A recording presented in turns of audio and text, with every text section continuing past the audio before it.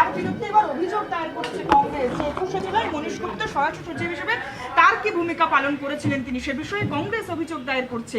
যে মনীশ গুপ্তর কেস খোলা নিয়ে মুখ্যমন্ত্রী তিনি কথা বলেছেন।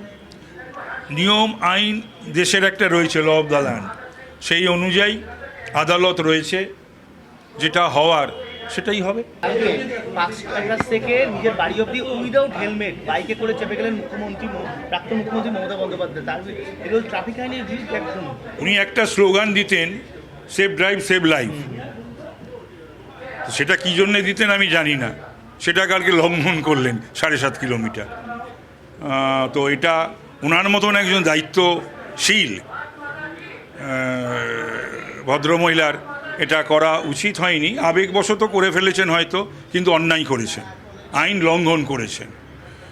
এবং সেভ ড্রাইভ সেভ লাইফটা উনি ট্রাফিকের ক্ষেত্রে বলতেন, কিন্তু সেটা দেখা যেত যে ওনার দলের এমএলএ, এমপি, কাউন্সিলর, মন্ত্রী, আমলারা ওই 15 বছর সেভ ড্রাইভ সেভ লাইফ করে বেরিয়ে গেছে, মানে কোনো কাজ করেনি, শুধু নিজেকে বাঁচিয়ে ওই সেভ ড্রাইভ সেভ লাইফ জীবন বাঁচিয়ে চলে গেছে। ওই স্লোগানটা সেই জন্যে ছিল কিনা আমি জানি না।